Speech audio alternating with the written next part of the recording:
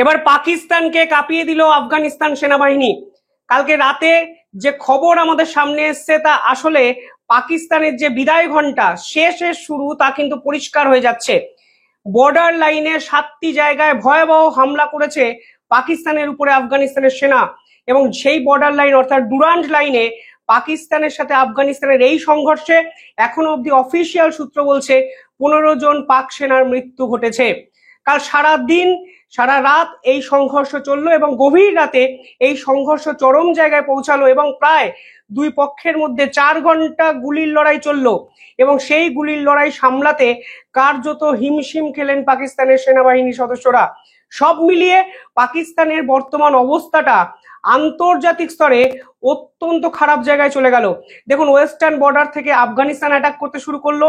দেশের ভিতরে Balochistan liberation army প্রতিদিন পাকিস্তান সেনাবাহিনীর সদস্যকে শেষ করছে। অন্যদিকে আফগানিস্তান অ্যাটাক করছে তেহরিকি তালিবান, দেশের মধ্যে খুঁজে খুঁজে পাকিস্তান সেনাবাহিনীর সদস্যকে মারছে। এবং এই মুহূর্তে দাঁড়িয়ে যদি অপারেশন সিন্দুর পর্ব 2 ভারত শুরু করে দেয় তাহলে পাকিস্তানের কাছে কিন্তু বাঁচার মতো আর কিচ্ছু থাকবে না। মানে আমি লিটারালি আপনাদের বোঝানোর চেষ্টা করছি, পাকিস্তানের বিদায় ঘন্টা বিভিন্ন দিক থেকে বাজাতে শুরু করে দিয়েছেন বিভিন্ন পক্ষ, যা রেমেডি এই মুহূর্তে কিন্তু পাকিস্তানের কাছে নেই। পাশাপাশি পাকিস্তানের দেশের ভিতরের আন্দোলনের চিত্রটা বোঝার চেষ্টা করুন। সিন্ধ রীতিমতো উত্তাল স্বাধীনতার আন্দোলনে। কালকে লাহোর স্বাধীনতার পর সব থেকে বড় আন্দোলন দেখেছে। 12,000 লোকের জমায়েত দেখেছে মার্কিন দূতাবাসের বাইরে। পাকিস্তান সেনাবাহিনী পালাতে বাধ্য হয়েছে। আর ঠিক সেদিন রাতেই আফগানিস্তান কাঁপিয়ে দিয়েছে পাকিস্তানের সেনাবাহিনীর সদস্যদের। যে খবর সামনে আসছে সেখানে বলা হচ্ছে 7টি পয়েন্ট, যার মধ্যে অত্যন্ত উল্লেখযোগ্য Kunar point, Helmand point, Kandahar point, Kurram point, Bajaur point, Dir point, Chitral district point, Baramcha point এবং খাইবার পাখতুন পয়েন্ট। এই প্রত্যেকটি বর্ডার পয়েন্টে আফগানিস্তানের সেনাবাহিনীর সদস্যরা কালকে বিভিন্ন ক্ষেত্রে গুলির লড়াই চালায়। এবং এই ঘটনা আপনারা যদি দেখেন, এটা এক্সপেক্টেড ছিল। মানে আফগানিস্তানের বিদেশমন্ত্রী ভারতে এসে ডক্টর জয়শঙ্করের সঙ্গে মিটিং এর পর যে প্রেস কনফারেন্স করেছে সেখানেই তিনি বলে দিয়েছিলেন পাকিস্তানের মতো সন্ত্রাসবাদ দেশকে ভারত এবং আফগানিস্তান একসঙ্গে জবাব দেবে এবং কোনোভাবেই আফগানিস্তান আর সন্ত্রাসবাদের ঘাঁটি হবে না। 9-10 তারিখ যে খবর সামনে আসে সেখানে বলা হয় কাবুলে এয়ার স্ট্রাইক চালায় পাকিস্তান। যদিও পাকিস্তান এই খবরটি ডিনাই করলেও আফগানিস্তানের পক্ষ থেকে কনফার্ম করা হয় পাকিস্তান সেনাবাহিনী নির্লজ্জের মতো সাধারণ মানুষের উপর এয়ার স্ট্রাইক চালায় কাবুলে 9 এবং 10 তারিখ রাতে। আর ঠিক একদিন পর আফগানিস্তান কিন্তু মধুর প্রতিশোধ নিল, যেখানে 7টি জায়গায় একসঙ্গে ফায়ারিং, বোম্বিং। পাকিস্তান সেনাবাহিনী বুঝতেই পারলেন না তাদের উপর কি ঝড় বয়ে গেল 3-4 ঘন্টা। পাশাপাশি বিভিন্ন জায়গায় এই ঘটনার ছবি ভিডিও সার্কুলেট করা হয় এবং আফগানিস্তান রীতিমতো ইন্টারন্যাশনাল যে সার্কিট আছে তাদেরকে জানিয়ে দিয়েছে যে তাদেরকে দুর্বল ভাবার কোনো জায়গা নেই। তখন আফগানিস্তানের জনসংখ্যা 4 কোটি, পাকিস্তানের 14 কোটি। আফগানিস্তানের নিজস্ব এয়ার ডিফেন্স সিস্টেম নেই, সে অর্থে কোনো স্ট্রাকচার্ড মিলিটারি বেস ক্যাম্প নেই। তা সত্ত্বেও যেভাবে পাকিস্তানের বিপক্ষে তারা শক্তিশালী প্রতিরোধ গড়ে তুললো তা কিন্তু একটা জিনিস পরিষ্কার করে দেয়, এই আফগানিস্তানকে কোনোভাবেই আর আন্ডারডগ ভাবার জায়গায় কিন্তু তারা নেই। এই ঘটনার পর পাকিস্তান এর ইন্টেরিয়ার মিনিস্টার মগভি, যিনি এশিয়া কাপের ট্রফি চুরি করে পালিয়েছিলেন, তিনি একটি টুইট করেছেন এবং সেই টুইটের কেন্দ্রবিন্দুতে ফের ভারত। পাকিস্তানে যা হয় তারা সবটাই ভারতের দিকে ঘুরিয়ে দেওয়ার চেষ্টা করে। মগভি টুইটে লিখেছেন, যেভাবে আফগানিস্তানের ফোর্স নিরীহ সিভিলিয়ানদের উপর গুলিতে টার্গেট করেছে, গুলির লড়াইয়ে শেষ করেছে, তা আনএক্সপেক্টেড। দেখুন, পাকিস্তানের টুইটের একটা শব্দ কিন্তু একটা শব্দ বন্ধ কিন্তু আপনি ম্যাচ পাবেন। Civilian population. যখন ভারতের ব্রহ্মোস মিসাইল 9টি জঙ্গি ঘাঁটিকে তছনছ করে দিয়েছিল, 11টি এয়ারবেসকে সম্পূর্ণ শেষ করে দিয়েছিল, তখনও তারা আন্তর্জাতিক স্তরের সামনে এই সিভিলিয়ান পপুলেশনের উপর ফায়ারিং ভারত করেছে এই সংক্রান্ত একটি দাবি করেছেন। যখনই কন্ট্রোল তাদের হাতের বাইরে চলে যায়, যখনই তারা বোঝেন তাদের সেনাবাহিনী কার্যত শেষ একটা পর্যায়ে চলে গেছে এবং এই যুদ্ধে কার্যত অসহায় আত্মসমর্পণ করেছে, গোটা বিশ্বে সেনাবাহিনীর ভূমিকায় প্রশ্নচিহ্ন উঠে গেছে, ঠিক তখনই তারা সেই সিভিলিয়ান পপুলেশনের কথা বলেছে এবং তারা দাবি করেছে আফগানিস্তান পাকিস্তানের সিভিলিয়ান পপুলেশনের উপরে অ্যাটাক করেছে। আরো ইন্টারেস্টিং ফ্যাক্ট হলো, তিনি বলেছেন আনপ্রোভোকড অ্যাটাক, অর্থাৎ পাকিস্তান নাকি কোনো উস্কানি দেয়নি, কোনোভাবেই তো আনপ্রভোকড অ্যাটাক এটা নয়। দেখুন 9-10 তারিখ কাবুলে যেভাবে নিরীহ মানুষের উপর পাকিস্তান সেনাবাহিনী এয়ার স্ট্রাইক করেছে, এরপরে আনপ্রভোকড শব্দটা পাকিস্তানের মতো দেশের পক্ষেই হয়তো ব্যবহার করা মানায়, অন্য কোনো দেশ এত বড় মিথ্যের আশ্রয় নিতে অবধি পারতো না। পাশাপাশি তারা বলেছেন Afghanistan is playing A game of fire and blood, অর্থাৎ আগুন এবং রক্ত নিয়ে আফগানিস্তান খেলছে।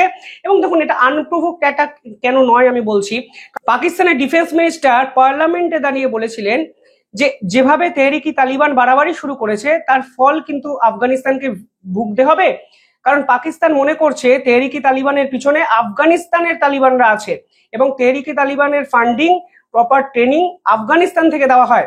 অর্থাৎ পাকিস্তানের পক্ষ থেকে লাগাতার উস্কানি দেওয়া হয়েছে, তারপরে তারা কাবুলে এয়ার স্ট্রাইক করেছে। আর আজকে যখন আফগানিস্তানের সেনাবাহিনী পাকিস্তানের মেরুদণ্ড ভেঙে দিল, তখন তারা আনপ্রভোকড বলে আবার সেই আন্তর্জাতিক স্তরে উদারতা, একটুখানি সহানুভূতি জোগাড় করার চেষ্টা করছে।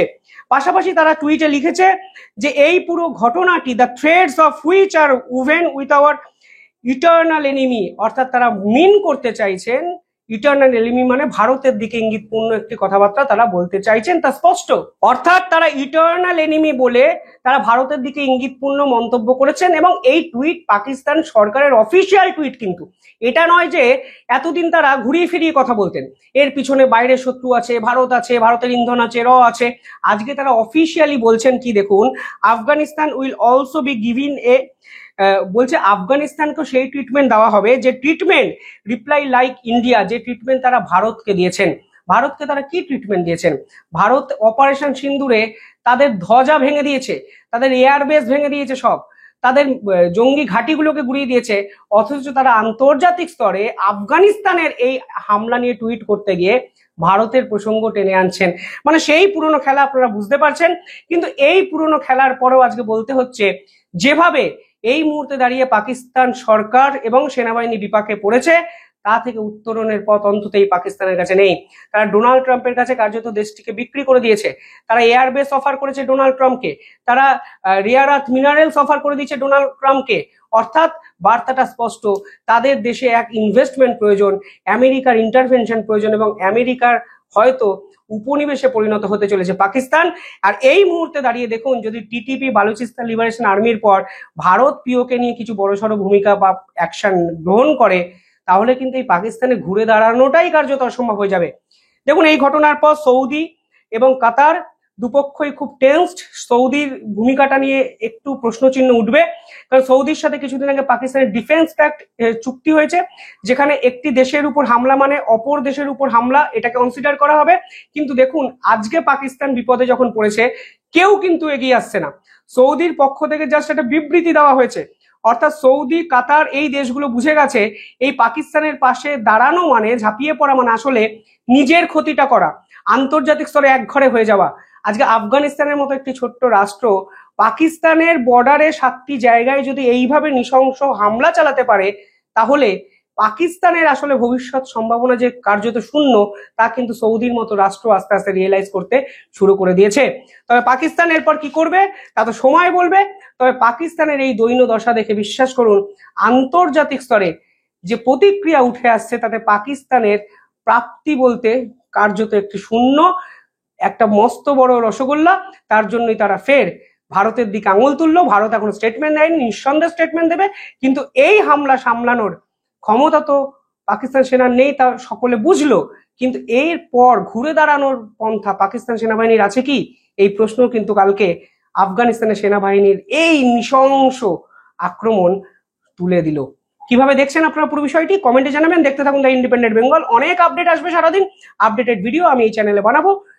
চ্যানেলটিকে একটু সাবস্ক্রাইব করে রাখবেন। ধন্যবাদ।